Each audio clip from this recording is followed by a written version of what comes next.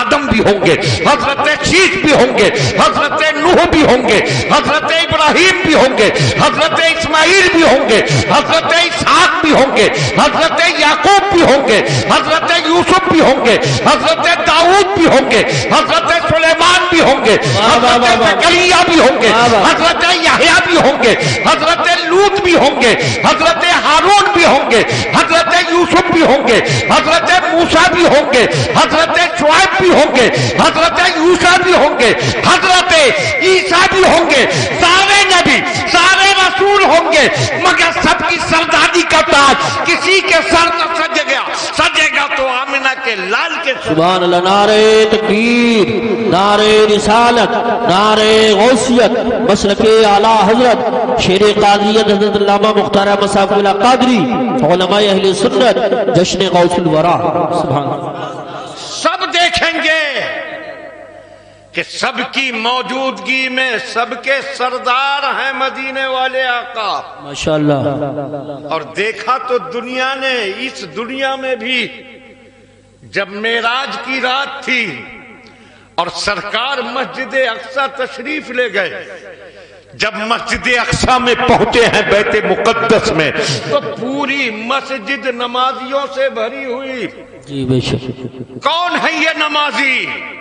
حضرت آدم سے لے کر حضرت عیسیٰ علیہ السلام تک جتنے بھی نبی، جتنے بھی رسول تشریف لائے، سب مسجد اقصی میں صف بنائے تشریف فرما، بے شک۔ سب موجود، اور موجود وہی تو ہوتا ہے جو زندہ ہو۔ واہ واہ واہ واہ، سبحان اللہ۔ آپ یہاں سب موجود ہیں، تو ذرا بولیے زندہ ہیں کہ مردہ؟ ارے جواب دیجئے، آپ سب زندہ ہیں کہ مردہ؟ سب زندہ ہیں، تبھی تو یہاں موجود ہیں مسجد اقصی میں۔ پروردگار نے دنیا کو دکھا دیا، اے دنیا والوں، ان وہابیوں دیوبندیوں کے کہنے میں کبھی نہ آنا کہ نبی مر کر مٹی میں مل گئے، معاذ اللہ۔ دیکھو کہ اللہ کے سارے نبی زندہ ہیں، مسجد اقصی میں موجود ہیں۔ نعرہ تکبیر، نعرہ رسالت، نعرہ غوثیت، مسلک اعلیٰ حضرت، علماء اہل سنت۔ سبحان اللہ۔ صفیں بنی ہوئی ہیں، نماز کی تیاری، مگر امامت کا مصلی خالی ہے، سب کی نگاہیں اٹھ رہی ہیں، کون کرے گا آج امامت؟ حضرت آدم سب کے باپ ہیں، شاید وہ امامت کریں۔ حضرت نوح آدم ثانی ہے، شاید وہ امامت کرے۔ حضرت ابراہیم خلیل اللہ ہے، شاید وہ امامت کرے۔ یہ کرے امامت کہ وہ کرے؟ اتنے میں حضرت جبرائیل نے آقا کا ہاتھ پکڑا، سرکار کس کا انتظار ہے؟ امامت کے مصلی پر آئیے، آپ کے ہوتے ہوئے کون امامت کر سکتا ہے؟ یہ سب اپنی اپنی امتوں کا امام ہے، اور آپ سارے نبیوں رسولوں۔ سبحان اللہ، سبحان اللہ۔ دنیا نے یہاں بھی دیکھا، امامت کے تاج آپ کے سر پر سجا ہے، اور دنیا قیامت میں بھی دیکھے گی کہ سب کی موجودگی میں رسول کونین کے سر پر سرداری کا تاج ہوگا، اور سارا زمانہ دیکھے گا کہ بے شک سارے نبی و رسول عظمت والے ہیں، مرتبے والے ہیں، رفعت والے ہیں، مگر آمنہ کے لال سب میں بے مثال، ان کی شان بے مثالی۔ دنیا کیا سمجھ سکتی ہے؟ یہ علماء تشریف فرما ہے، حضرت مولانا طالب حسین صاحب کہیں ہمارے آقا بے مثال ہیں، حضرت مولانا محمد عاقب صاحب جو اس جلسے کے روح رواں ہیں وہ کہیں ہمارے آقا بے مثال، یہ قاری یوسف رضا صاحب جو بریلی عرس اعلیٰ حضرت کے منبر کے فیضان سے آج آسمان نظامت پر جگمگا رہے، یہ کہیں ہمارے رسول بے مثال ہے، دنیا کہے گی تم نے کتنے لوگوں کو دیکھا ہے کہ جو بے مثال کہہ دیا؟ تو ہم نے کہا اب ہم نہ ان سے پوچھیں گے، نہ بریلی والوں سے پوچھیں گے، نہ ہم کلیر والوں سے پوچھیں گے، نہ کچھوچا والوں سے پوچھیں، نہ اجمیر والوں سے پوچھیں، نہ بغداد والوں سے پوچھیں، نہ کربلا والوں سے پوچھیں، آؤ سیدھے سدرا والوں سے پوچھیں۔ سبحان اللہ ماشاءاللہ۔ سدرا والے جبرائیل، آپ نے تو ساری دنیا کو دیکھا، آپ نے سارے زمانے کو دیکھا، آپ نے ساری کائنات کو دیکھا، ہاں آپ نے رسولوں کی رسالت دیکھی، آپ نے نبیوں کی نبوت کو دیکھا، آپ نے بادشاہوں کی بادشاہت دیکھی، آپ نے اہل حکمت کی حکمت دیکھی، آپ نے اہل رفت کی رفت دیکھی، آپ نے اہل کمال کا کمال دیکھا، آپ نے اہل جمال کا جمال دیکھا۔ ہاں حضرت آدم کی نبوت آپ نے دیکھی، حضرت شیش کی معرفت آپ نے دیکھی، حضرت نوح کی شجاعت آپ نے دیکھی، حضرت ابراہیم کی خلت آپ نے دیکھی، حضرت اسحاق کی رضا آپ نے دیکھی، حضرت اسماعیل کی قربانی آپ نے دیکھی، حضرت زکریا کی معصومیت آپ نے دیکھی، حضرت یحییٰ کی شہادت آپ نے دیکھی، حضرت داؤد کی خلافت آپ نے دیکھی، حضرت سلیمان کی شہنشاہیت آپ نے دیکھی، حضرت شعیب کی حمایت آپ نے دیکھی، حضرت یوسیٰ کی رفاقت آپ نے دیکھی، حضرت لوط کی حکمت آپ نے دیکھی، حضرت دانیال کی محبت آپ نے دیکھی، حضرت یعقوب کا اعتماد آپ نے دیکھا، حضرت یوسف کا جمال آپ نے دیکھا، حضرت موسیٰ کا جلال آپ نے دیکھا، حضرت عیسیٰ کا کمال آپ نے دیکھا۔ آپ بتائیں کہ آپ نے ہمارے نبی جیسا دیکھا؟ واہ واہ واہ، کیا کہنے ہیں، بہت بہت۔ نعرہ تکبیر، نعرہ رسالت، نعرہ غوثیت، مسلک اعلیٰ حضرت، فیضان اعلیٰ حضرت، فیضان غوث اعظم، فیضان اولیاء کرام حضرت علامہ مختار احمد صاحب اللہ قادری، کیا بات ہے حضرت، واہ واہ۔ اور ہمیں تو سوال کی ضرورت بھی نہ پڑی، ہمارے آقا نے خود ہی کیا تھا یہ سوال۔ اے جبرائیل، تم نے پوری کائنات دیکھی ہے، بتاؤ تم نے ہم جیسا کوئی دیکھا؟ اور جب آقا نے کیا یہ سوال تو یہی بولے سدرا والے، جب میں نے جہاں کے تھالے سبھی میں نے چھان ڈالے، تیرے پائے کا نہ پایا، تجھے یک نے یک بنا۔ سبحان اللہ سبحان اللہ ماشاءاللہ، بہت خوب بہت خوب۔ بے مثل و بے مثال حضرت آدم کو دنیا نے دیکھا صفی اللہ کہا، واہ واہ واہ۔ حضرت نوح کو دیکھا نجی اللہ کہا، حضرت ابراہیم کو دیکھا خلیل اللہ کہا، حضرت اسماعیل کو دیکھا ذبیح اللہ کہا، حضرت یوسف کو دیکھا صدیق اللہ کہا، حضرت موسیٰ کو دیکھا کلیم اللہ کہا، حضرت عیسیٰ کو دیکھا روح اللہ کہا، مگر جب آمنہ کے لال کو دیکھا تو دیکھنے والا حیرت کے دریا میں ڈوب کر پکار اٹھا، سرور کہوں کہ مالک و مولا کہوں تجھے، خلیل کا گل زیبا کہوں تجھے، تیرے تو وصف عیب تناہی سے ہے بری، حیران ہوں میرے شاہ میں کیا کیا کہوں تجھے۔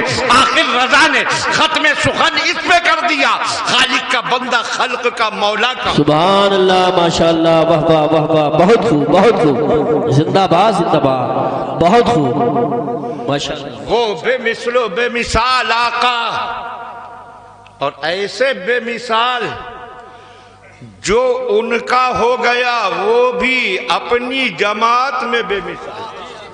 سبحان اللہ۔ آپ کو دیکھیے، آپ کے اہل بیت سارے نبیوں ولیوں کے اہل بیت میں بے مثال۔ ارے بولیے سبحان اللہ، دل سے بول دیجئے۔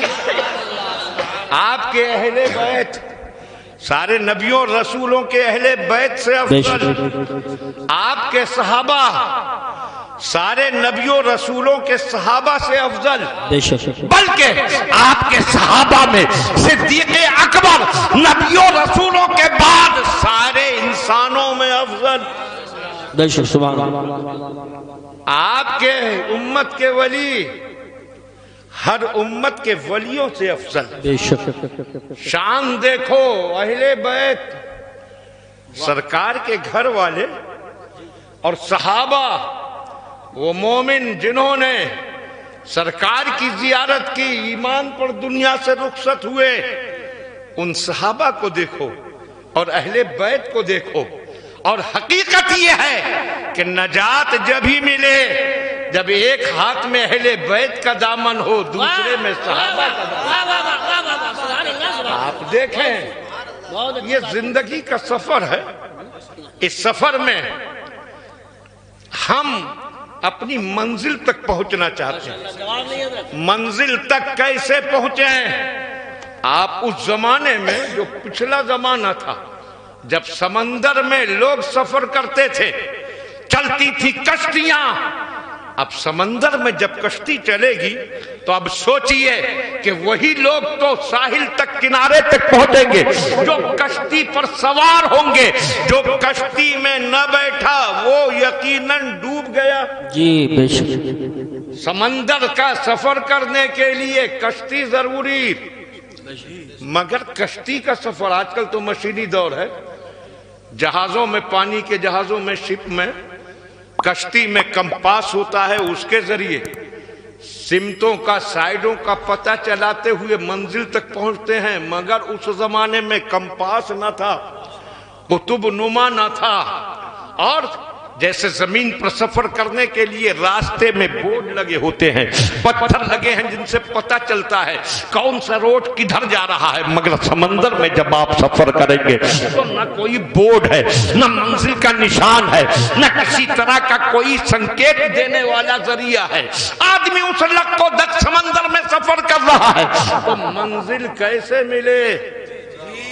اس دور میں تو منزل تک پہنچتے تھے لوگ ستاروں کے ذریعے۔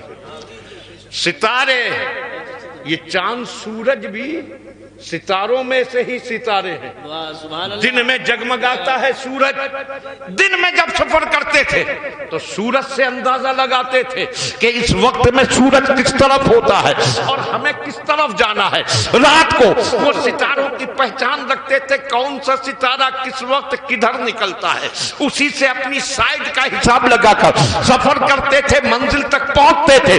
تو سمندر کے سفر کے لیے کشتی بھی ضروری تھی اور ستارے بھی ضروری تھے۔ سبحان اللہ، ماشاءاللہ۔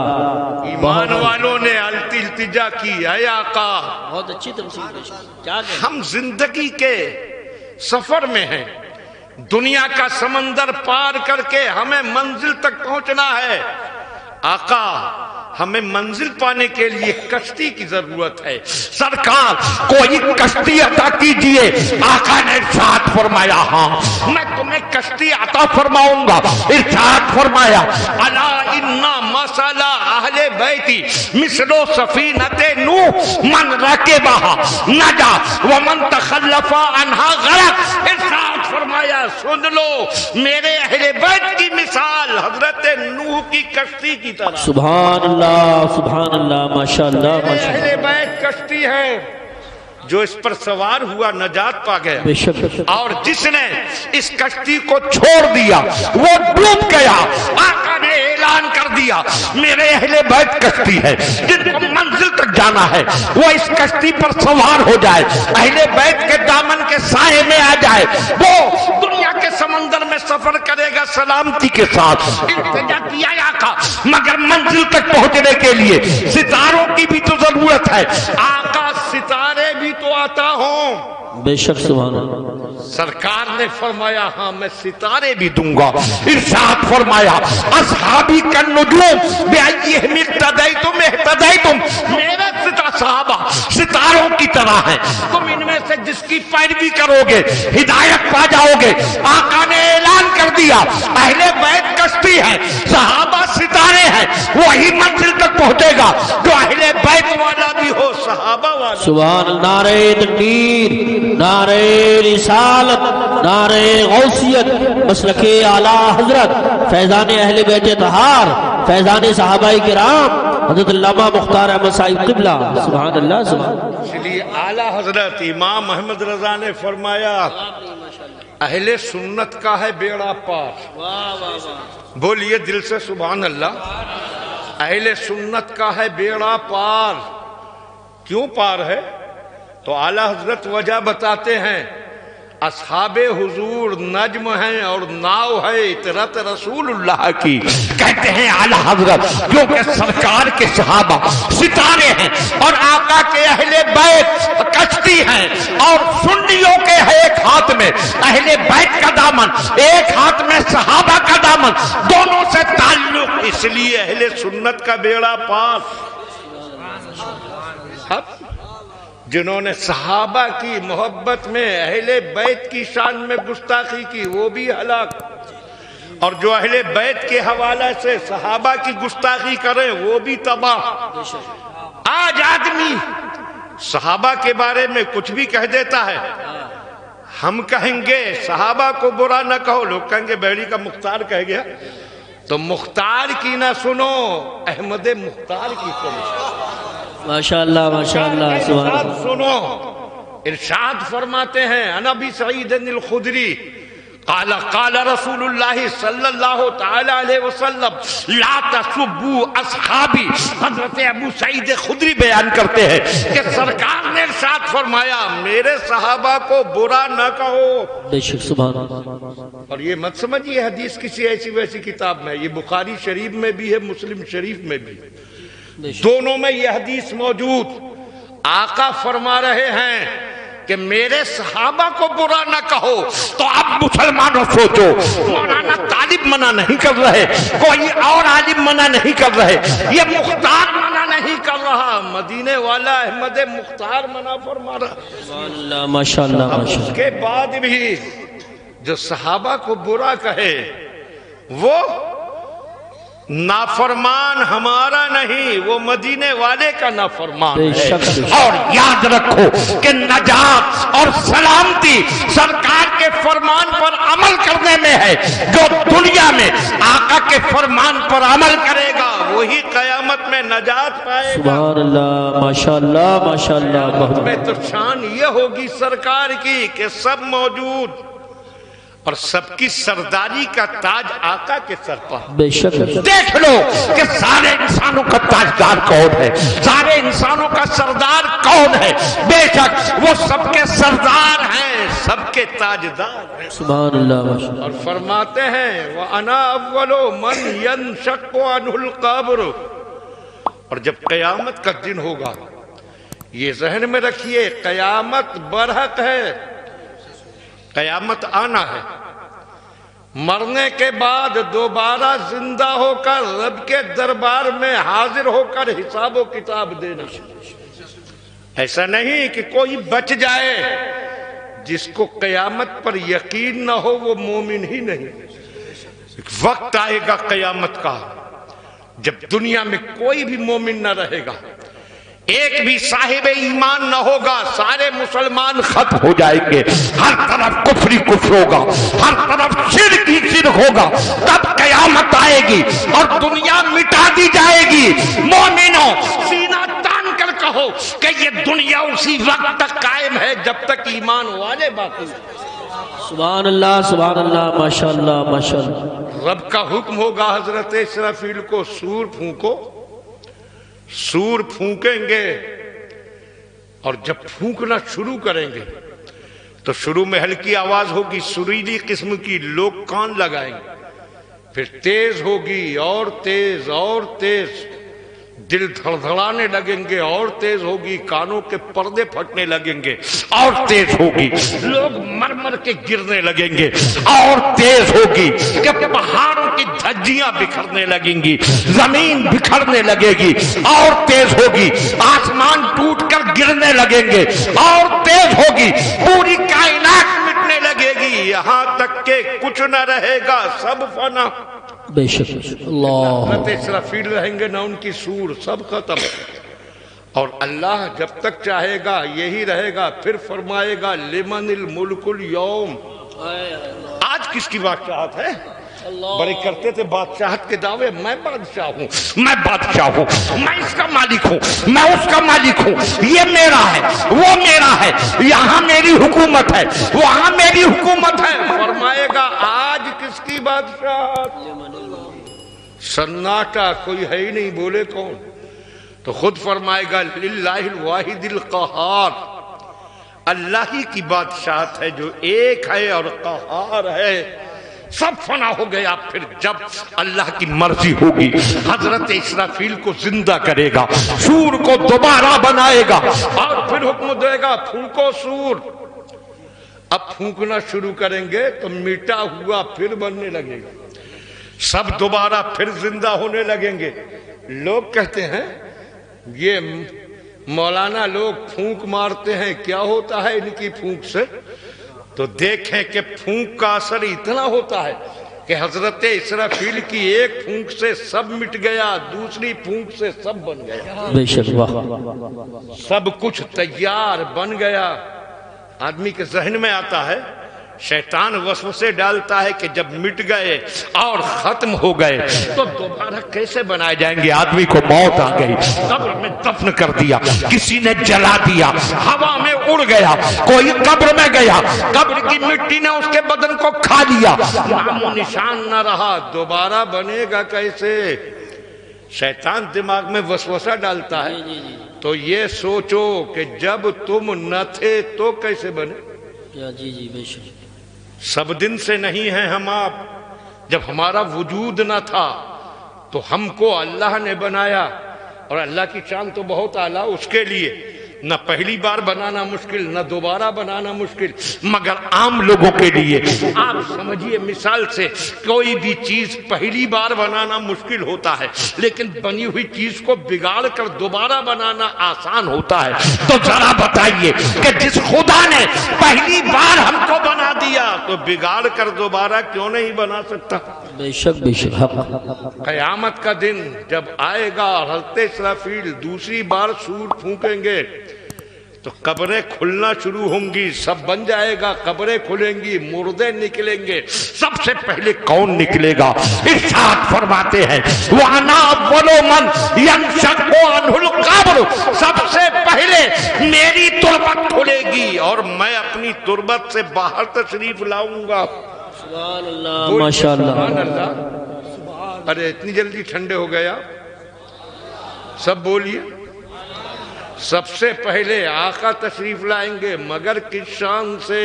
سبحان اللہ. ایک ہاتھ میں صدیق اکبر کا ہاتھ ہوگا, دوسرے ہاتھ میں فاروق اعظم کا ہاتھ ہوگا. بے شک. ان دونوں کو لے کر باہر نکلیں گے. یہ حضرت صدیق اکبر وہ ہیں جو سرکار کے غار میں بھی ساتھی ہیں, مزار میں بھی ساتھی. سبحان اللہ ماشاءاللہ ماشاءاللہ. دونوں کو لے کر باہر آئیں گے, اور جیسے ہی آپ باہر تشریف لائیں گے قبریں اور کھلنا شروع ہوں گی. پھر مدینے میں جتنے صحابہ ہیں, تابعین ہیں, بزرگان دین ہیں, باہر آ کر سرکار کے پیچھے ہو جائیں گے, اور ادھر مکے کے جو صحابہ ہیں, تابعین ہیں, بزرگان دین ہیں, وہ بھی نکل کر آئیں گے اور آقائی شان سے میدان قیامت میں تشریف لائیں گے کہ پوری بارات آپ کے پیچھے ہوگی. سبحان اللہ ماشاءاللہ. سب سے پہلے سرکار تشریف فرما ہوں گے اور ارشاد فرماتے ہیں وَأَنَا أَوَّلُ شَافِعٌ وَأَوَّلُ مُشَفَّعٌ, سب سے پہلے قیامت میں میں شفاعت کروں گا اور سب سے پہلے میری شفاعت قبول ہوگی. یہ شان عظمت ہے آقا کی, یہ آقا کی بلندی, شان بے مثالی. مگر اس کے باوجود دین ہم تک پہنچانے کے لیے کیسی تکلیفیں اٹھائیں. بے شک. آج لوگوں کا حال یہ ہے, یہ جلسہ حسن پور کے ان جلسہ کرانے والوں نے اس لیے نہیں سجایا کہ ان کے باپ دادا کا ذکر ہو, اس لیے سجایا کہ مدینے والے داتا کا ذکر ہو, دین کی باتیں بتائی جائیں اور دین کے حکام لوگوں تک پہنچائے جائیں. لوگ آئے, رات تھوڑی زیادہ ہوئی, اٹھ کر کتنے لوگ چلے گئے. آج دین کو سننے کے لیے ہم ایک رات کی قربانی نہیں دے سکتے, مگر دیکھو آقا نے کتنی قربانیاں دی. راستے میں کانٹے بچھے, آپ پر پتھر برسائے گئے, آپ کو گالیاں دی گئی, آپ کے پیچھے تالیاں بجائی گئی, آپ کی گردن میں چادر ڈال کر آپ کا گلا دبانے کی کوشش کی گئی, آپ پر کیسے کیسے ظلم کے پہاڑ توڑے گئے, مگر آقا کا اعلان ایک ہی تھا, میں ہر ظلم اٹھاتا جاؤں گا تو میں اسلام کا پیغام سنا. سبحان اللہ. نعرہ تکبیر, نعرہ رسالت, نعرہ غوثیت مسلک اعلیٰ حضرت فیضان اعلیٰ حضرت فیضان غوث اعظم فیضان اولیاء کرام شیر قادریت حضرت علامہ مختار احمد صاحب قبلہ سبحان آقا نے ہم تک دین پہنچانے کے لیے کتنی مصیبتیں اٹھائی ہیں، اس کا ایک منظر دیکھنا ہو تو آؤ میدان احد کی طرف چلو۔ آپ کو میں تاریخ کا سفر کراتے ہوئے لے چلتا ہوں میدان احد کی طرف۔ میدان بدر سے کافر شکست کھا کر بھاگے تھے، ان کے بڑے بڑے لوگ مارے گئے تھے، اور پھر وہ اس کا بدلہ لینے کے لیے چلے تھے بڑی تیاریوں کے ساتھ۔ بدر میں آئے تھے 1000 اور احد کی طرف آ رہے تھے 3000۔ 3000 کی فوج چلی تھی مکے سے تاکہ مدینے کا نام و نشان مٹا دیں، مدینے کے مسلمانوں کو فنا کر دیں، اسلام کی بنیادیں اکھاڑ پھینکیں، معاذ اللہ کسی کو نہ چھوڑے۔ جا رہا ہے پورا سیلاب۔ سرکار کو خبر ملی، وہ لوگ بڑھتے بڑھتے آ گئے مدینے کے قریب۔ احد پہاڑی کے سامنے تھوڑی دور جبل عیر ہے، اس کے پہلو میں انہوں نے ڈیرے ڈال دیے۔ مدینہ صرف 3 میل کے قریب ہی رہ گیا، سامنے ہی مدینہ ہے۔ سرکار نے صحابہ کو جمع کیا ہے اور پھر آپ نے مشورہ کیا، بولو جنگ کی 2 صورتیں ہیں، ایک تو ہم باہر نکل کر وہیں مقابلہ کریں ان سے، اور دوسری صورت یہ ہے کہ ہم مدینے میں رہیں اور دشمن جب مدینے میں داخل ہو تو مدینے کے گلیوں میں گھیر گھیر کے ماریں، گلیوں میں مقابلہ کریں، عورتیں چھتوں سے پتھر برسائیں، اس طرح مکے سے آنے والے کفر کے سیلاب کو یہی فنا کر دیں۔ بولو رائے سب کی کیا ہے؟ آقا کی مرضی یہی لگ رہی تھی کہ مدینے کے اندر مقابلہ ہو، اور بھی سنجیدہ قسم کے صحابہ نے یہی مشورہ دیا کہ اندر ہی مقابلہ کیا جائے، باہر نہ نکلا جائے۔ مگر جو پرجوش نوجوان تھے انہوں نے کہا نہیں آقا، ہم ان کافروں کو مدینے کی دھرتی پر قدم نہیں رکھنے دیں گے۔ سرکار ہم سب کی رائے یہ ہے کہ باہر نکل کر مقابلہ کیا جائے، ہم جانتے ہیں کہ ہم کم ہیں، ہم جانتے ہیں ہمارے پاس ہتھیار کم ہے، مگر سرکار ان کو اپنے ہتھیاروں پر بھروسہ ہے، اپنی طاقت پر بھروسہ ہے، ہم غلاموں کو آپ کی رائے۔ واہ واہ واہ واہ واہ، سبحان اللہ سبحان اللہ، ماشاءاللہ، بہت خوب بہت خوب۔ جب یہ رائے ہوئی آقا نے منظور فرما لی، فرمایا تیاری کرو، اور پھر سرکار تیاری کے لیے اپنے حجرہ پاک میں گئے۔ پر یہ تاریخ کہ جب حجرہ پاک میں تیاری کے لیے گئے تو 2 صحابی ساتھ آقا کو تیار کرانے کے لیے حجرے میں گئے۔ کون ہیں یہ دونوں؟ تو پھر اس حقیقت کو سمجھو کہ سرکار کو حجرے میں جنگ کی تیاری کرانے کے لیے کوئی اور نہیں، صدیق اکبر اور فاروق اعظم گئے، دونوں اندر گئے۔ رسول کونین صلی اللہ تعالی علیہ وسلم نے زرہ پہنی، زرہ لوہے کی جیکٹ جیسی سمجھیے جو سینے پر پہنی جاتی تھی، سینہ اور پیٹ کی حفاظت کے لیے۔ دشمن وار کرے تو لوہے کی وہ زرہ سینے اور پیٹ کو بچا لے۔ سرکار نے زرہ پہنی ہے، سر پاک پر امامہ شریف باندھا، اس کے اوپر خود لوہے کا ٹوپ، آج کل کے ہیلمٹ جیسا سمجھ لیجئے، جس کے سامنے چہرے پر زنجیریں پڑی ہوتی تھی، اتنے فاصلے سے کہ زنجیروں کے بیچ سے نظر آئے، مگر دشمن چہرے پر تلوار مارے تو زنجیریں روک لیں۔ اور اس کے بعد سرکار نے تلوار اپنی بغل میں حمائل کی، ہاتھ میں نیزہ لیا، اور جب اس شان سے باہر نکلے ہیں تو وہ صحابہ جو مسجد میں جمع تھے انہوں نے جب یہ حال دیکھا تو سب اپنی رائے پر پشیمان ہوئے، سب کے دل دھڑکنے لگے۔ سرکار نے آج پہلی بار پورے ہتھیار لگائے ہیں، یقیناً حالات نازک سامنے آنے والے ہیں۔ صحابہ بلک پڑے تھے، یا رسول اللہ ہم نے جذبات میں اپنی رائے دے دی تھی، مگر سرکار اب ہم اپنی رائے واپس لیتے ہیں، حضور کی جو مرضی ہو وہ کریں۔ سرکار آپ یہ زرہ اتار دیں، خود اتار دیں، ہتھیار اتار دیں، اور مدینے میں رہ کر ہی مقابلہ کر لیں۔ اے آقا ہم اپنا مشورہ واپس لیتے ہیں۔ سرکار نے ارشاد فرمایا، سن لو، اللہ کا نبی جب اپنے بدن پر ہتھیار سجا لیتا ہے تو جہاد کے بغیر کبھی ہتھیار اتارا نہیں کرتا۔ بے شک، سبحان اللہ سبحان اللہ۔ سرکار نے صحابہ کو جمع کیا، سب تیاری کی حالت میں ہیں، اور پھر آپ لے کر جب چلے تھے مدینے سے باہر آئے، نظر ڈالی تو 8-10 سال کے بچوں کی ایک جماعت بھی ساتھ میں۔ سرکار ان کی طرف تشریف لے گئے، بچوں تمہاری عمریں ابھی اس لائق رہی کہ تم چلو، تم واپس جاؤ، تم کیوں آئے ہو؟ اس وقت بچوں کے جذبات بول رہے تھے، اور بچوں کا جذبہ ایمانی پکار رہا تھا، یا رسول اللہ ہم بچے ضرور ہیں مگر مومن تو ہم بھی ہیں۔ آپ کے منادی نے اعلان کیا تھا کہ اللہ کے رسول نے سارے ایمان والوں کو بلایا ہے، تو ہم ایمان والے ہو کر پیچھے کیسے رہ جاتے؟ سرکار ہمیں بھی لے چلیں۔ آقا واپس کر رہے ہیں اور بچے ضد کر رہے، تو ایک روایت کے مطابق سرکار نے ایک لکڑی لی، اس پر نشان لگایا، فرمایا اپنی لمبائی ناپو، جو اس نشان تک لمبا ہوگا وہ چلے گا، چھوٹا رہ گیا واپس۔ بچے نپنے لگے، اس سے چھوٹے سب کے قد تھے، واپس کر دیا کرنے کے لیے ان کو ایک طرف کھڑا کر دیا گیا۔ ایک ایسا بچہ بھی تھا کہ جو آگے بڑھا، اور انہوں نے جب اس لکڑی کے قریب پہنچ کر نظر ڈالی، اندازہ لگایا میں تھوڑا کم رہ جاؤں گا، نام ہے ان کا رافع بن خدیج۔ جب وہ لکڑی کے پاس پہنچے تو ایمان والوں جذبہ دیکھو، محبت دیکھو، ایمان کا تقاضا دیکھو، وہ لکڑی کے برابر اچک کر پنجوں کے بل کھڑے ہو گئے اور سر پہنچا دیا نشان تک۔ سبحان اللہ، ماشاءاللہ ماشاءاللہ۔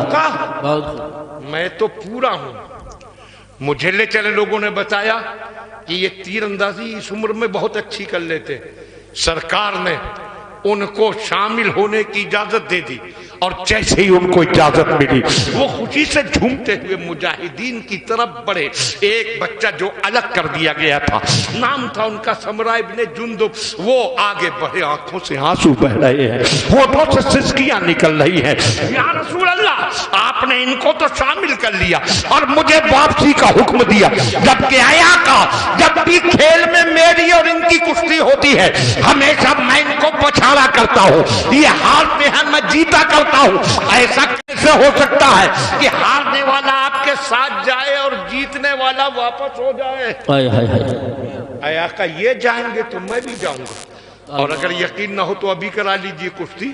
سرکار نے کشتی کی اجازت دی، اور حضرت سمرہ نے اپنے دعوے کے مطابق حضرت رافع کو پچھاڑ لیا۔ سرکار نے ان کو بھی اجازت دے دی۔ دیکھنے والوں کا بیان ہے کہ جب ان کو اجازت ملی تو وہ بچہ اتنا خوش نظر آ رہا تھا جتنا زندگی میں کبھی خوش نظر نہیں آیا۔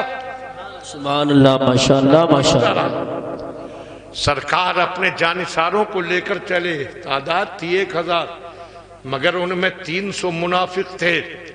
میدان احد میں پہنچ کر وہ تینوں واپس ہو گئے، 300 واپس ہو گئے، کل 700 رہ گئے۔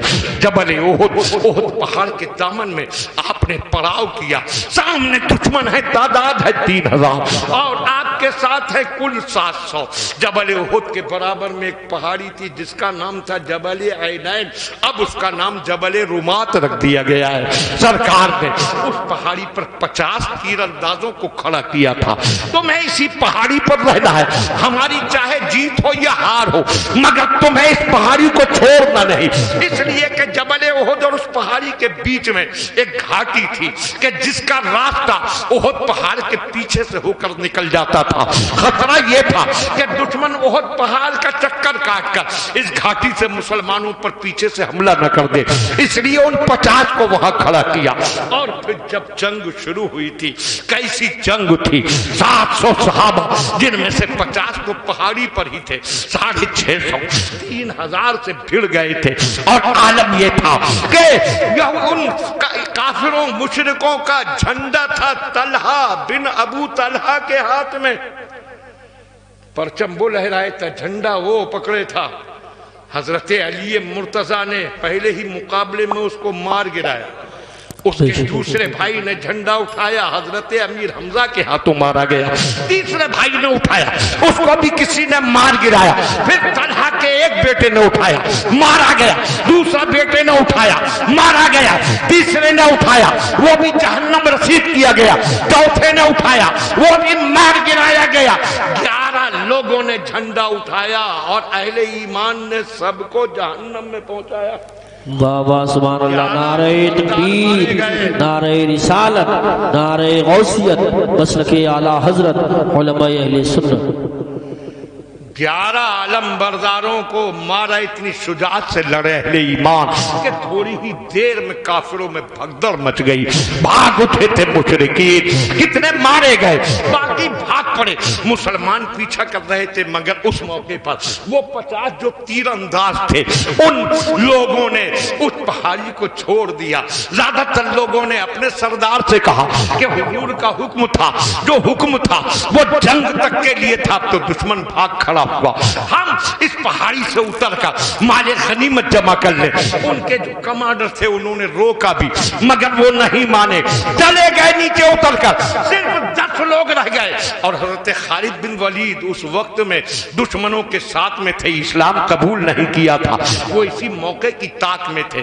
وہ پہاڑی کا چکر کاٹ کر اسی گھاٹی سے آئے، پہلے ان 10 مسلمانوں کو شہید کیا، پیچھے سے حضرت اکرمہ جو اس وقت تک اسلام نہیں لائے تھے، ابو جہل کے بیٹے، وہ بھی اپنا دستہ لے کر آ گئے، اور ان 10 کو شہید کرنے کے بعد جو مسلمان میدان میں مال غنیمت جمع کر رہے تھے ان پر حملہ کیا۔ ادھر چیخ پکار ہوئی، وہ جو مسلمان دشمنوں کے پیچھے تھے وہ واپس پلٹے، اور جب وہ واپس پلٹے تو مشرکین بھی اکٹھے ہو کر ادھر سے واپس آ گئے۔ اب مسلمان 2 پارٹوں کے بیچ میں پھنس گئے، ادھر حضرت خالد اور حضرت اکرمہ کے دستے تھے، ادھر باقی مشرکین ہیں۔ مسلمان بکھر گئے، ایک دوسرے سے بچھڑ گئے۔ اس وقت میں سرکار کی شان دیکھیے، دشمنوں کے بیچ میں ثابت قدمی سے کھڑے، مگر دشمنوں نے آپ ہی کو نشانہ بنایا۔ ایک خبیث نے پتھر مارا، رسول کونین کے سامنے کے اوپر والے 2 دانت شہید ہو گئے۔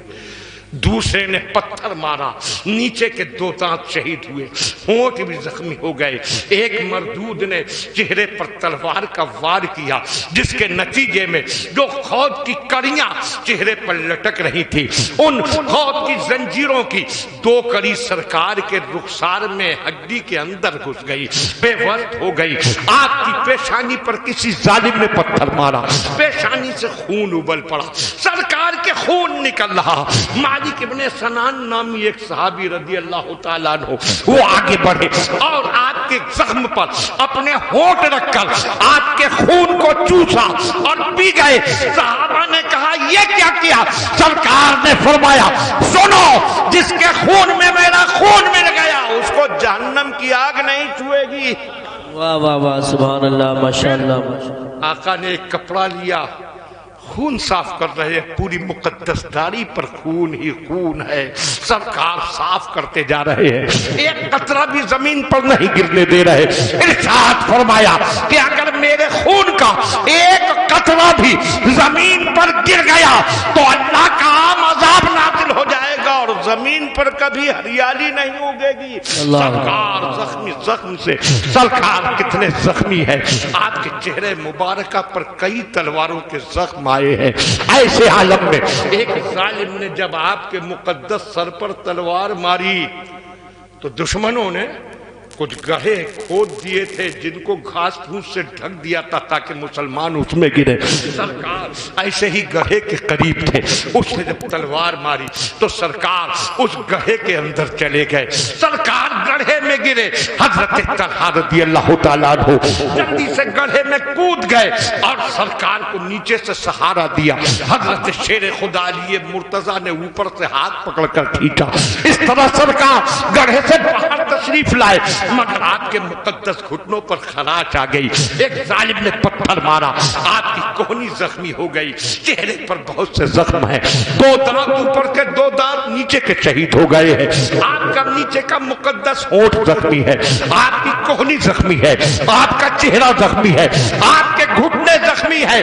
خدا کی قسم اگر آقا اشارہ کر دیتے تو جب انگلی کے ایک اشارے سے آسمان کا چاند 2 ٹکڑے ہو سکتا ہے, ان کی طرف اشارہ کر دیتے تو سب تباہ و برباد ہو جاتے. مگر آقا قیامت تک کے مسلمانوں کو سبق دے رہے ہیں کہ دیکھو جو دین تم تک پہنچا ہے اس کے لیے میں نے کتنی مصیبتیں اٹھائی ہیں. سبحان اللہ, بے شک بے شک. اور ایسے میں شیطان نے نعرہ لگایا محمد شہید ہو گئے معاذ اللہ معاذ اللہ. جب یہ نعرہ بلند ہوا ہے تو بس نہ پوچھئے, کچھ مسلمانوں نے ہاتھ پاؤں چھوڑ دیے. جب آقا نہ رہے تو ہم زندہ رہ کر کیا کریں گے, اب ہم بھی شہید ہو جائیں. کچھ مدینے کی طرف بے حواسی میں چلے گئے اور کچھ کا حال یہ تھا کہ دشمن کے ساتھ مضبوطی سے لڑ رہے ہیں کہ ہم لڑ کر شہید ہوں گے. دشمن خوشی سے ناچ رہے ہیں, مسلمانوں کے پیغمبر شہید ہو گئے. اتنے میں حضرت کعب بن مالک کی نظر پڑی, سرکار کو آنکھوں سے انہوں نے پہچان لیا, آواز لگائی اے ایمان والو اپنی اداسی ختم کر دو, حق مٹا دو, اپنے آپ کو مطمئن کر لو, اللہ کے نبی ابھی حیات ہیں. اور وہ دیکھو سامنے جلوہ گر ہے. سبحان اللہ, ماشاءاللہ ماشاءاللہ. مسلمانوں کے چہروں پر بحالی آ گئی اور مسلمان ادھر سمٹنے لگے جدھر سرکار تشریف فرما تھے. ادھر اس اعلان کو کافروں نے بھی سنا. انہوں نے سوچا, کہا اب تک ہم غلط فہمی میں تھے, ہم سمجھ رہے تھے وہ شہید ہو گئے لیکن ابھی زندہ ہیں, اب ہم انہیں نہیں چھوڑیں گے. ادھر مسلمان ادھر آ رہے ہیں, ادھر کافروں کا پورا دباؤ بڑھ رہا ہے. ایک ظالم سرکار کے قریب آیا, ابن قمیہ اس کا نام تھا. وہ سرکار کے سامنے سے نہیں پیچھے سے آ رہا ہے تلوار لیے ہوئے, اس لیے کہ جانتا ہے کہ اگر سامنے سے چلا گیا اور ان کی نگاہ سے نگاہ مل گئی تو نہ جانے کیا سے کیا ہو جائے گا. اس لیے پیچھے سے آیا. اور ایمان والو وہ منظر کیسا دردناک تھا. سرکار سامنے کی طرف متوجہ ہے, وہ پیچھے سے آیا ہے اور پیچھے سے آ کر اس نے سرکار کے مقدس گردن پر حملہ کرنے کے لیے تلوار اٹھائی. تلوار اٹھ چکی ہے, سرکار کی ادھر توجہ ہی رہی ہے, کوئی صحابی بھی نہیں دیکھ رہا ہے. حضرت ام عمارہ نام کی ایک صحابی ہے, ایک خاتون, ایک عورت وہاں موجود تھی. ان کی نگاہ پڑ گئی, ابن قمیہ کی تلوار اٹھ چکی ہے, سرکار کی مقدس گردن کی طرف جا رہی ہے. لمحوں کی دیر ہے کہ تلوار مقدس گردن تک پہنچ جائے گی. اب کیا کرو؟ اگر ڈھال اٹھاتی ہیں, جب تک ڈھال اٹھے گی تلوار اپنا کام کر جائے گی. اپنی تلوار بلند کرتی ہے روکنے کے لیے, تو جب تک تلوار اٹھائیں گی اس ظالم کی تلوار آقا کی گردن تک پہنچ جائے گی. اس وقت میں اس خاتون نے کتنا بڑا فیصلہ کیا تھا, نہ انہوں نے تلوار اٹھائی نہ ڈھال اٹھائی. جب تلوار دشمن کی آقا کے قریب آئی, حضرت ام عمارہ نے بڑھ کر اپنی گردن سرکار کی گردن کے سامنے کر دی. اللہ اکبر, اللہ. کیسا جذبہ, دشمن کی تلوار شانے پر پڑی, ان کا شانہ کٹ گیا اور پھر وہ اپنی تلوار اٹھا کر اس کی طرف لپکی تو ابن قمیہ بھاگ نکلا تھا. رسول کونین کے دیوانے سرکار کے قریب آ گئے. عجیب منظر تھا, عجیب حال تھا. سرکار اپنے صحابہ کو سمیٹ کر پہاڑ کی طرف بڑھے. ادھر سرکار کے مقدس رخسار میں وہ لوہے کی زنجیر کی کڑیاں گھسی ہوئی ہے, مقدس ہڈی میں گھسی ہے. ہاں, پورا بدن زخمی زخمی ہے. اور اس وقت میں مدینے کی خواتین دوڑ پڑی تھی میدان احد کی طرف. جب یہ خبر سنی تھی کہ سرکار شہید ہو گئے, عورتیں دوڑ پڑی اور آنے کے بعد وہ زخمیوں کی خدمت میں لگ گئی. آقا کی سلامتی کی خبر ملی, مطمئن ہوئی, زخمیوں کو پانی پلا رہی ہے, مرہم پٹی کر رہی ہے. ان میں کون کون ہے؟ ان میں سرکار کی پیاری بیوی حضرت عائشہ صدیقہ بھی ہے اور آپ کی شہزادی خاتون جنت فاطمہ. سبحان اللہ, ماشاءاللہ ماشاءاللہ. سر سے پاؤں تک چادروں میں لپٹی ہوئی زخمیوں کی خدمت میں لگی ہیں. اور ادھر صحابہ کرام ایک ایک زخمی آقا کے چاروں طرف موجود ہیں. اور حضرت ابو عبیدہ بن الجراح رضی اللہ تعالیٰ عنہ سرکار کے رخسار سے وہ لوہے کی کڑی نکالنے کی کوشش میں لگے ہیں. اس وقت میں سوچئے حضرت فاطمہ زہرا بھی وہاں آ گئی ہوں گی, سارے صحابہ وہاں موجود ہیں. حضرت ابو عبیدہ نے کڑی کھینچنے کی کوشش کی. اس زمانے میں سن کرنے کی کوئی دوا نہ تھی اور نہ کسی طرح سے بے حس کرنے کا کوئی انجیکشن تھا. اسی طرح کڑی کھینچ رہا ہے. حضرت ابو عبیدہ کڑی کھینچنے کی کوشش کرتے ہیں. سرکار کے چہرے پاک پر درد کے آثار نظر آتے ہیں, اور جب سرکار کے چہرے پر درد کے آثار طاری ہوتے ہیں تو صحابہ کی چیخیں نکل جاتی ہیں, صحابہ بلک اٹھتے ہیں. ذرا سوچئے, صحابہ تڑپ رہے ہیں, صحابہ بلک رہے ہیں, صحابہ کی سسکیاں نکل رہی ہیں, تو خاتون جنت کا کیا حال ہوگا, فاطمہ زہرا کا کیا حال ہوگا. بیٹی اپنے باپ سے کتنی محبت کرتی ہے آپ جانتے ہیں. فاطمہ زہرا کا دل کس طرح تڑپ رہا ہے, ان کی آنکھوں سے کس طرح آنسو برس رہے ہیں, فاطمہ زہرا کے ہونٹوں سے کس طرح سسکیاں نکل رہی ہے, اور ادھر صحابہ بے حال نظر آ رہے ہیں. جب آقا کے مبارک رخسار سے کڑی کھینچنے کی کوشش ہوتی ہے اور آقا کے چہرے پر درد کی کیفیت نظر آتی ہے تو صحابہ بلک اٹھتے ہیں, اے اللہ دنیا کی ساری تکلیفیں ہمیں دے دے, ہمارے آقا کی اس تکلیف کو دور فرما دے. اللہ اکبر اللہ.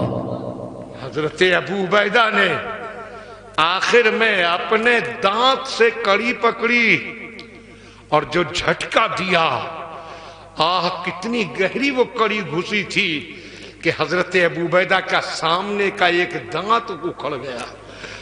تب بمشکل ایک کڑی نکلی, پھر دوسری کڑی دانت سے پکڑی اور پھر زور لگایا. حضرت ابو عبیدہ کا ایک دانت اور اکھڑ گیا.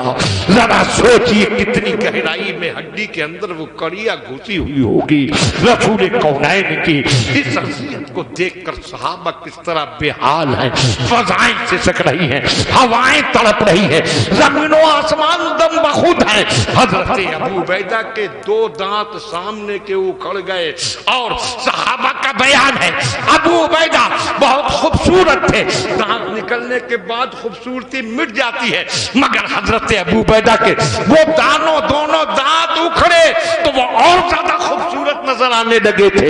اور ایسا حسن کسی کے چہرے پر نظر نہیں آتا تھا جیسا ان کے چہرے پر نظر آتا. خون کا فوارہ ابل پڑا.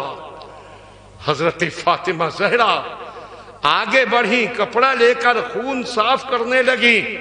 حضرت علی ڈھال میں پانی لا رہے تھے, حضرت فاطمہ زہرا اس پانی سے زخم دھو رہی تھی, کپڑے سے صاف کر رہی تھی, مگر خون تھا کہ رکنے کا نام نہیں دے رہا تھا, خون بہ رہا تھا, نکل رہا تھا. حضرت فاطمہ زہرا نے آخر کار کاٹ کا ایک ٹکڑا جلایا اور اس کی راکھ کو زخم میں بھرا, تب کہیں جا کر خون رکا تھا.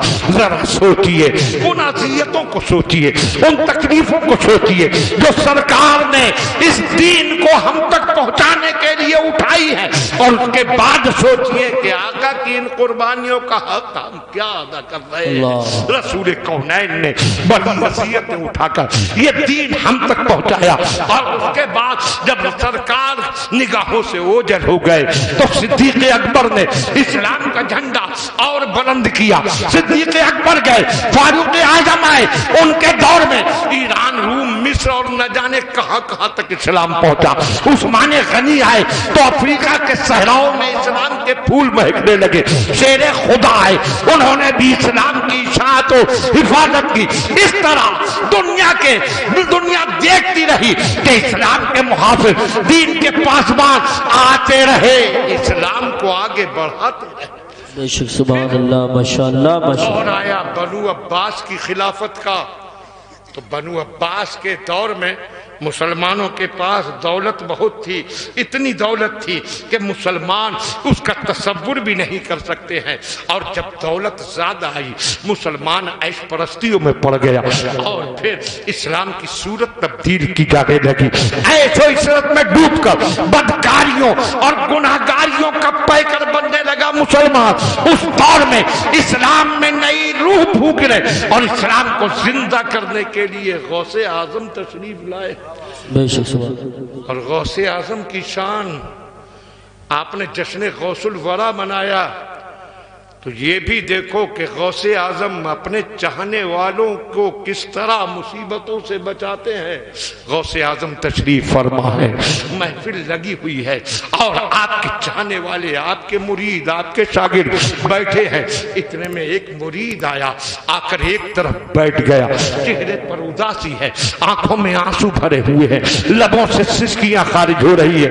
ارشاد فرمایا، اے میرے مرید، میرے دربار میں آ کر تو روتے ہوئے بھی ہنستے ہیں، تجھ پر کیا مصیبت پڑی کہ اتنا بے چین؟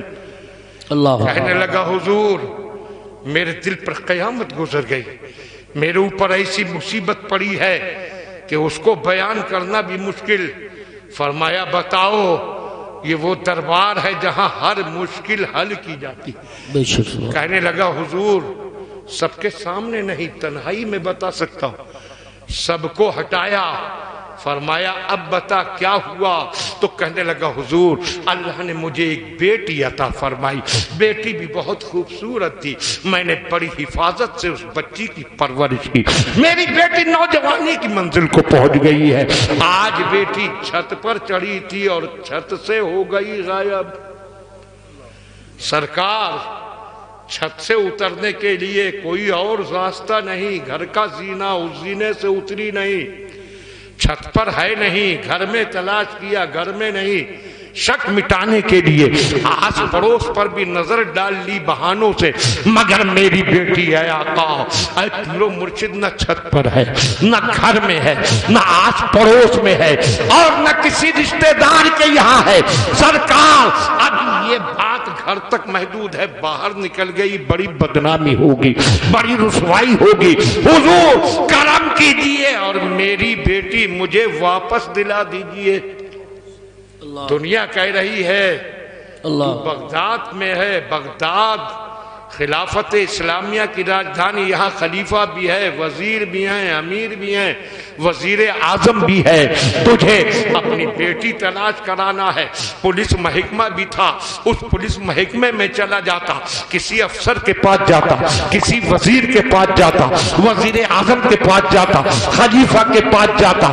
ایک فقیر کی خانقاہ میں کیوں آیا؟ تو اس کا عقیدہ بول رہا ہے میں اس لیے یہاں آیا ہوں کہ میری گمی ہوئی بیٹی کو واپس دلانا نہ کسی افسر کا کام ہے، نہ وزیر کا کام ہے، نہ خلیفہ کا کام ہے، نہ وزیر اعظم کا کام ہے، یہ تو صرف غوث اعظم کا۔ سبحان اللہ، نعرہ تکبیر، نعرہ رسالت، نعرہ غوثیت، مسلک اعلیٰ حضرت، فیضان اعلیٰ حضرت، فیضان غوث اعظم، فیضان اولیاء کرام، شیر قادریت۔ سبحان سرکار غوث اعظم نے آنکھیں بند کی، سر جھکایا اور چند ہی لمحوں میں سر اٹھا کر آنکھیں کھولی، ارشاد فرمایا چہرے سے اداسی دور کر دے، آنکھوں کے آنسو صاف کر لے، دل کو مطمئن کر لے، تیری بیٹی ملے گی، عزت کے ساتھ ملے گی، زندہ سلامت ملے گی۔ کہا حضور کب ملے گی؟ فرمایا آج ہی ملے گی۔ کہنے لگا حضور کیسے؟ ارشاد فرمایا فلاں ویرانہ فلاں جنگل جانتا ہے؟ کہا حضور جانتا ہوں، بڑا خوفناک جنگل ہے، راتوں کو وہاں سے بڑی دہشتناک آوازیں آتی ہیں، دل کو ہلا دینے والی ڈراؤنی صدائیں بلند ہوتی ہیں، آدمی دن میں بھی اکیلے وہاں نہیں جانے کی ہمت کرتا ہے۔ ارشاد فرمایا مگر تجھے آج رات اسی ویرانے میں، اسی جنگل میں اکیلے جانا ہے، چلا جائے گا؟ کہنے لگا حضور جب آپ بھیجیں گے تو ضرور جاؤں گا۔ ماشاءاللہ، سبحان اللہ، بول دیجئے سبحان اللہ۔ اس لیے بول رہا ہے کہ جانتا ہے اپنے آپ جاؤں گا تو بات کچھ اور ہوگی، اور غوث اعظم کے حکم پر جاؤں گا تو حفاظت کی ذمہ داری غوث اعظم کی ہوگی، اور اتنا پکا عقیدہ ہے کہ نہ ڈر ہے نہ خوف۔ ارشاد فرمایا آج رات اس جنگل میں جانا، پہلا ٹیلا آئے گا اس سے آگے بڑھ جانا، دوسرا ٹیلا آئے گا اس سے بھی آگے بڑھ جانا، تیسرا ٹیلا آئے گا اس ٹیلے کے پاس بیٹھنا اور پڑھنا بسم اللہ علی نیت عبد القادر، پڑھنے کے بعد انگلی پر پھونکنا اور اس انگلی سے اپنے چاروں طرف دائرہ کھینچ لینا، سرکل بنا لینا، حلقہ بنا دینا اور مطمئن ہو کر بیٹھ جانا۔ تھوڑی دیر گزرے گی، آدھی رات کے بعد جنات کی فوجیں وہاں سے گزرنا شروع ہوں گی، ڈراؤنی صورت والے جنات خوفناک آوازیں نکالتے ہوئے تیری طرف بڑھیں گے، تجھے دیکھ کر غیظ و غضب میں ڈوب کر تجھ پر حملہ کرنے کے لیے بڑھیں گے، مگر خبردار ڈرنے کی ضرورت نہیں، اس لیے کہ دنیا کا کوئی جن میرے نام پر کھینچے ہوئے دائرے کو پار نہیں کر سکتا۔ سبحان اللہ، ماشاءاللہ۔ مطمئن بیٹھے رہنا، وہ اس لکیر سے ٹکرا ٹکرا کر واپس ہو جائیں گے، آخر میں جنات کے شہنشاہ کی سواری آئے گی، بڑے کرو فر سے گھوڑے پر سوار وہ آئے گا، اس کے ساتھ اس کے خاص جنات کا دستہ ہوگا، وہ تجھے دیکھے گا، وہ بھی تجھ پر حملہ کرنے کے لیے لپے گا۔ اور شہنشاہ جنات کی طاقت بہت ہے، جنات کا شہنشاہ اشاروں میں مضبوط سے مضبوط عمارت کو اٹھا دے اور مضبوط سے مضبوط پیڑ کو اکھاڑ دے، پہاڑوں کو ہلا ڈالے، قلعوں کو توڑ ڈالے، فصیلوں کو سرنگوں کر دے، بڑی طاقت رکھتا ہے شہنشاہ جنات۔ شہنشاہ جنات یہ سب کر سکتا ہے، مگر میرے نام پر کھینچی ہوئی لکیر کو وہ بھی پار نہیں کر سکتا۔ بے شک، سبحان اللہ۔ گھبرانا نہیں، وہ آئے گا اور لکیر سے ٹکرا کر رک جائے گا، تو اس سے پوچھے گا کہ کس لیے آئے ہو، تو کہہ دینا کہ مجھے میرے پیر شیخ عبد القادر جیلانی نے بھیجا، سبحان اللہ۔ اور پھر اس کے بعد پورا ماجرا سنا دینا کہ میری لڑکی اس طرح چھت سے غائب ہوئی ہے، اور کہہ دینا کہ اے شہنشاہ جنات، شیخ عبد القادر کا فرمان ہے کہ لڑکی ابھی ملنا چاہیے، پوری عزت کے ساتھ ملنا چاہیے، زندہ سلامت ملنا چاہیے، اگر لڑکی کو ذرا سا بھی نقصان پہنچ گیا تو عبد القادر کو ایسا جلا آئے گا کہ پوری زمین پر جنات کو کہیں پناہ نہ مل سکے گی۔ بے شک، بے شک، اللہ۔ سن رہے ہیں تو بول دیجئے سبحان اللہ، سبحان اللہ۔ ذرا بولیے، آپ کو یہ پتہ چل جائے کہ یہاں سے ایک جن گزرنے والا ہے تو محفل میں تو کیا پورے گاؤں میں بھی ایک آدمی نہیں رہے، مگر وہاں دیکھو اس کو نہ کوئی خوف نہ دہشت، رات کے سناٹے میں جنگل میں چل دیے، جنگل کو پار کرتے ہوئے تیسرے ٹیلے تک پہنچے اور جا کر وہاں بیٹھے، انگلی پر بسم اللہ علی نیت عبد القادر پڑھ کر پھونکا اور چاروں طرف لکیر کھینچ دی، حلقہ بنایا، مطمئن بیٹھ گیا، اور پھر جنات کی فوجیں آنا شروع ہوئی، وہ ڈراؤنی صورتوں والے جنات، خوفناک شکلوں والے جنات، چیختے چنگھاڑتے ہوئے اس کی طرف لپکتے، مگر اس لکیر سے ٹکرا ٹکرا کر گرتے اور گھبرا کر بھاگ نکلتے۔ ابھی آخر شہنشاہ جنات کی سواری آئی، گھوڑے پر سوار جنات کا شہنشاہ آیا، اور اس کو جیسے ہی بیٹھے دیکھا غیظ و غضب سے سلگ اٹھا۔ ایک انسان کی اتنی ہمت کہ میرے راستے میں بیٹھا ہوا ہے، وہ شہنشاہ جنات پورے کر و فر کے ساتھ آگے بڑھا، غیظ و غضب میں ڈوبا، چیختا چنگھاڑتا خوفناک آوازیں نکالتا ہوا اس کی طرف لپکا، مگر اس کو کوئی خوف نہیں، اس کا جذبہ پکار رہا ہے، اس کے دل کی دھڑکنیں پکار رہی ہے، جتنا چیخنا ہے چیخ لے، جتنا دہاڑنا ہے دہاڑ لے، تیری چیخ اور دہاڑ سے ساری دنیا ڈر جائے، مگر جو غوث اعظم کے سائے میں ہوگا وہ کبھی نہیں ڈر سکتا۔ بے شک، سبحان اللہ۔ وہ بھی آیا، لکیر سے ٹکرایا اور وہ بھی رک گیا، پوچھنے لگا یہ انسان تو کون ہے، یہاں کیوں آیا؟ کہا میں غوث اعظم شیخ عبد القادر جیلانی کا مرید ہوں اور انہی کا بھیجا ہوا آیا ہوں۔ جیسے ہی غوث پاک کا نام سنا وہ گھوڑے سے اترا اور لکیر کے پاس باادب تحیات کی طرح دوزانو بیٹھ گیا، کہنے لگا بتاؤ حضرت شیخ نے میرے لیے کیا حکم بھیجا ہے؟ اس نے پوری داستان سنائی، میری لڑکی چھت پر چڑھی تھی، اس طرح چھت سے غائب ہو گئی، میں غوث اعظم کے پاس فریاد لے کر گیا تھا، سرکار غوث اعظم نے مجھے تیرے پاس الفاظ بھیجا ہے اور فرمایا ہے لڑکی ابھی ملنا چاہیے، زندہ سلامت ملنا چاہیے، پوری عزت کے ساتھ ملنا چاہیے۔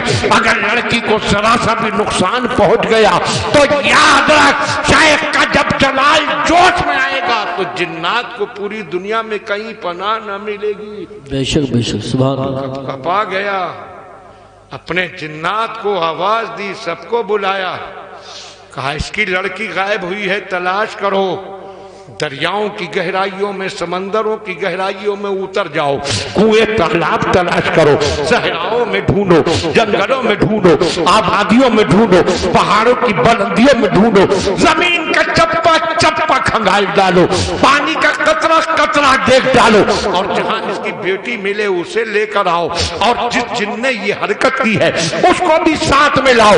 سب چل دیے، روکا، کہا ٹھہرو، دیر کتنی ہی ہو جائے مگر ڈھونڈ کر لانا ہے۔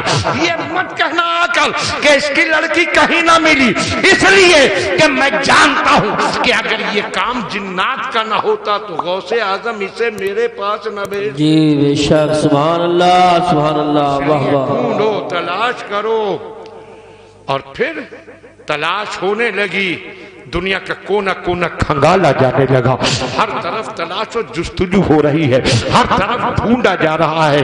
بالآخر ایک جماعت لے آئی اس کی لڑکی کو اور ایک سرکس جن کو لا کر حاضر کیا۔ شہنشاہ محترم، ہم نے دنیا ڈھونڈ ڈالی، کہیں نہیں مل رہے تھے یہ۔ بالآخر چین کی پہاڑی کے ایک گہرے غار کی اندھی تہ میں یہ جن اس لڑکی کو چھپائے بیٹھا ہوا تھا، بڑی مشکل سے ہاتھ آیا ہے۔ شہنشاہ جنات نے اس جن سے کہا تھا کہ اے خبیث، تجھے کچھ خوف نہ آیا کہ تو کس کی بستی سے لڑکی کو اڑا کر لیے جا رہا ہے؟ تجھے پتہ نہیں بغداد غوث اعظم کی راجدھانی ہے؟ تو نے یہ نہ سوچا کہ غوث اعظم کو جلالا گیا تو قوم جنات کا کیا ہوگا؟ آخر تیری ہمت کیسے ہوئی کہ لڑکی کو اڑا لے گیا؟ تو اس جن نے کہا تھا دھیان سے سنو، مائیں بہنیں بیٹیاں سن رہی ہوں وہ دھیان دیں، اور آپ اپنے گھر کی عورتوں کو جا کر بتائیں۔ وہ جن نے کہا تھا میں شہنشاہ محترم، میری کیا مجال تھی کہ میں لڑکی کو بغداد سے اڑا لے جاتا، مگر میں ہوا میں جا رہا تھا اڑتا ہوا، یہ لڑکی چھت پر اکیلی کھڑی تھی، چہرہ بے نقاب، بال کھلے، اس انداز میں کھڑی تھی کہ میں اپنے جذبات پر کنٹرول نہ کر پایا اور میں لڑکی کو لے کر اڑ گیا۔ مسلمانوں، اسی لیے تو اپنی لڑکیوں کو تنہا چھتوں پر کبھی نہ بھیجو، کیا پتا فضا سے کیسی مخلوق گزرتی ہے اور کیسی مخلوق کیا اثر کرتی ہے۔ آج ان باتوں پر عمل نہ کرنے کا نتیجہ دیکھنا ہو تو ان مزاروں پر جاؤ جہاں جنات کا علاج ہوتا ہے۔ ہماری قوم کی بچیاں، ہماری قوم کی بیٹیاں زنجیروں میں جکڑی پڑی ہے، اچھل رہی ہے، بال کھولے ہوئے سر پٹک رہی ہے، چیخ چلا رہی ہے، مگر اے ایمان والو، ان لڑکیوں کا یہ حشر اس لیے ہوا کہ یہ دین کی پابندی نہیں کر رہی، بے نقاب بال کھولے جہاں تہاں دنیا میں گھومتی پھر رہی ہے۔ اس طرح وہ انسانی درندوں کا شکار بھی ہو جاتی ہے اور جنات کی وحشت کا نوالا بھی بن جاتی ہے۔ سرکار غوث اعظم رضی اللہ تعالیٰ عنہ کے اس مرید کی بیٹی چھتی پر چڑھ گئی تھی، اس جن نے اس کو دیکھا اور لے کر اڑ گیا۔ شہنشاہ جنات نے کہا اے خبیث، تو نے اس لڑکی کا حسن و جمال دیکھا مگر غوث اعظم کا جلال نہ دیکھا۔ جلاد کو حکم دیا اس کی گردن مار دے، جلاد نے اس کو مار دیا۔ اس شہنشاہ جنات نے لڑکی غوث اعظم کے مرید کے حوالے کی، اپنی بیٹی کو لے جا اور حضرت شیخ سے میرا سلام عرض کر کے بتا دینا کہ جس نے جرم کیا تھا اس کو پوری سزا دے دی گئی ہے۔ اور یہ کہہ کر شہنشاہ جنات جانے لگا۔ اس مرید نے آواز دی ہے شہنشاہ محترم، اتنا تو بتاؤ کہ حضرت شیخ عبد القادر جیلانی کا حکم تم پر بھی چلتا ہے؟ اس نے کہا تھا تم کیا سمجھتے ہو وہ صرف انسانوں کے حاکم میں نہیں جنات کے بھی حاکم ہے۔ جب وہ اپنی خانقاہ میں کھڑے ہو کر کسی طرف نظر اٹھاتے ہیں تو زمین کے آخری کنارے تک جنات کی بستیوں میں زلزلہ برپا ہو جاتا ہے۔ اے مسلمانوں، یہ شان ہے غوث اعظم کی، مگر یہ بھی تو دیکھتے چلو کہ اس کی لڑکی چھت سے غائب ہوئی تھی تو وہ کتنا بے چین تھا، کتنا تڑپ رہا تھا۔ غوث اعظم کی بارگاہ میں آ کر کس طرح اس نے فریاد کی تھی. یہ تو غوث اعظم کا کرم تھا کہ آپ نے اپنے طاقت ولایت استعمال کر کے اس کی لڑکی واپس دلا دی. مگر اس کی بے چینی دیکھو, اس کی بے قراری دیکھو, اس کی طلب دیکھو. اس لیے یہ بے چینی تھی کہ اس زمانے میں لڑکیاں غائب نہیں ہوتی تھی, لڑکیاں اس طرح غائب نہیں کی جاتی تھی, اس لیے وہ اتنا بے چین تھا. اور آج تو ہر روز ایسے کیس ہوتے ہیں, لڑکیاں غائب ہو رہی ہیں, لڑکیاں کس کس کے ساتھ بھاگ رہی ہیں. اور حالت تو یہ ہے کہ مسلمانوں کی بیٹیاں غیروں کا بھی نشانہ بن رہی ہیں. اور اس سب کی وجہ یہ ہے کہ ہم نے بیٹیوں کو آزاد کر دیا. لوگ جا بجا نعرے لکھتے ہیں, بیٹی بچاؤ بیٹی پڑھاؤ. بیٹی بچاؤ کا مطلب کہتے ہیں وہ کہ بیٹی کو زندہ رکھو, بیٹی کو ختم نہ کرو, اور بیٹی پڑھاؤ, بیٹی کو تعلیم دو. جا بجا یہ نعرہ لکھا ہوا, دیواروں پر نعرہ, اسکولوں میں نعرہ, گاڑیوں پر بھی یہ نعرہ, جا بجا نعرہ. مگر ایمان والو یاد رکھو کہ یہ دونوں نعرے ان کے باپ کے نہیں ہیں, یہ دونوں نعرے بھی ہمارے رسالت مآب. بے شک سبحان اللہ سبحان. سب سے پہلے ہمارے نبی نے یہ نعرہ دیا تھا کہ بیٹی بچاؤ. جب بیٹیوں کو زندہ گاڑا جاتا تھا, بیٹیوں کو زندہ دفن کر دیا جاتا تھا, بیٹی کو دنیا میں سانس لینے کا موقع نہیں دیا جاتا تھا. ہنستی کھیلتی بچی, مسکراتی گاتی بچی, باپ اس کو خود پکڑتا تھا اور لے جا کر زمین میں دفن کر دیتا تھا, گڑھا کھودتا تھا. بچی چیختی رہتی تھی, بچی بلکتی رہتی تھی, بچی سسکتی رہتی تھی, اور باپ بچی کو گڑھے میں ڈال کر ہاتھ سے دبا کر مٹی ڈالتا رہتا تھا. اس طرح بچیوں کو زندہ دفن کیا جاتا تھا. اس زمانے میں بچیوں کو زندگی کا حق کس نے دیا؟ کسی اور نے نہیں, ہمارے نبی نے دیا. سبحان اللہ ماشاءاللہ. سرکار نے اس وقت میں اعلان فرمایا, اللہ جس کو بیٹی دے اور بیٹی کی اچھی تربیت کر کے اسلام کی روشنی میں اس کا رشتہ تلاش کر کے اس کو رخصت کر دے, تو بیٹی باپ کے گھر سے قدم نکالتی ہے, اللہ باپ کو جنتی بنا دیتا ہے. بیٹی بچاؤ کا نعرہ آقا نے دیا, اور بیٹی پڑھاؤ کا نعرہ بھی آقا نے دیا. جس زمانے میں عورتوں کے بارے میں تو تصور بھی نہ تھا کہ عورت بھی علم حاصل کر سکتی ہے, مرد تک کے علم حاصل نہیں کر پاتے تھے, مرد تعلیم سے محروم تھے. عورتوں کا تو کوئی سوال ہی نہیں تھا, کوئی تصور ہی نہیں تھا, کوئی سوچ بھی نہیں سکتا تھا. اس زمانے میں ہمارے آقا نے اعلان کیا تھا کہ علم کا طلب کرنا ہر مسلمان مرد پر بھی فرض ہے, عورت پر بھی فرض ہے. عورت کو تعلیم دلانے کا تصور ہمارے آقا نے سب سے پہلے دیا. مگر آقا کی یہ دو نعرے لے کر ان لوگوں نے ان پر اپنی چھاپ لگانے کی کوشش کی. مگر یہ بھی یاد رکھو آقا نے تیسرا نعرہ اور بھی دیا تھا, لڑکی بچاؤ زندہ رکھو, اس کی زندگی بچاؤ, لڑکی پڑھاؤ اسے تعلیم دلاؤ, اور لڑکی رکھاؤ یعنی اس کی عزت و آبرو کی حفاظت. ہمارے اسلام نے سکھایا لڑکی کی عزت کی حفاظت کرو, لڑکی کی عزت و آبرو کو بچاؤ. اور آج اس تیسرے نعرے کو ختم کر دیا گیا, اور عالم یہ ہے کہ غیر ہماری بیٹیوں کو خصوصیت سے نشانہ بنا رہے. یہ بھیج رہا ہے اپنی بچی کو اسکول, کوچنگ سینٹر, خوب پڑھاؤں گا بیٹی کو, پڑھ کر کیا لے گی؟ تمہارے بیٹوں کو تو نوکریاں مل نہیں رہی, بیٹیوں کو کہاں سے ملے گی؟ ہاں, ان کے مشن کو سمجھو اور اسلام کے دشمنوں کے ذہنوں کو سمجھو. ہماری بیٹیوں کو نشانہ بنانے کے لیے ان کے کیسے کیسے جال ہے کوچنگ سینٹروں پر, ہماری بیٹیوں کو نشانہ بناتے ہیں. اسکولوں کالجوں میں ہماری بیٹیوں کو نشانہ بناتے ہیں. اور ان دوسروں کا رونا کیا, اپنے ہی کون سی کمی چھوڑ رہے ہیں. یہ موبائل جب سے آیا پورا معاشرہ سماج تباہ ہو کر رہ گیا. اس موبائل نے کیسے کیسے غضب ڈھائے ہیں, عزتوں کے سودے اسی کے ذریعے ہوتے ہیں، لڑکیوں کو جال میں اسی کے ذریعے پھنسایا جاتا ہے۔ کسی کی فیس بک کے ذریعے دوستی ہو گئی، کسی کی واٹس ایپ کے ذریعے دوستی ہو گئی، طرح طرح سے دوستی کرنے کے بعد پھر ان کو اپنا نشانہ بناتے ہیں۔ یاد رکھو اے نوجوانوں، قرآن کا حکم دیکھو، رب فرماتا ہے قُلْ لِلْمُؤْمِنِينَ يَغُضُّوا مِنْ أَبْصَارِهِمْ، مسلمان مردوں سے کہہ دو اپنی نگاہیں جھکائے رکھیں۔ اور پھر آگے چل کر دوسری آیت میں فرماتا ہے وَقُلْ لِلْمُؤْمِنَاتِ يَغْضُضْنَ مِنْ أَبْصَارِهِنَّ، اور مسلمان عورتوں سے کہہ دو اپنی نگاہیں جھکائے رکھیں۔ رب مردوں کو حکم دیتا ہے تم بھی اپنی نگاہیں جھکاؤ، عورتوں کو حکم دیتا ہے تم بھی اپنی نگاہیں جھکاؤ، اور جب نگاہیں جھکی رہیں گی تو عزتیں بچی رہیں گی۔ ماشاءاللہ ماشاءاللہ، اچھا پیغام ہے۔ نگاہیں بہکتی ہیں، دل بہکتا ہے، دل بہکتا ہے تو معاشرہ تباہ ہوتا ہے، سماج برباد ہوتا ہے، عزتیں نشانے پر آتی ہیں۔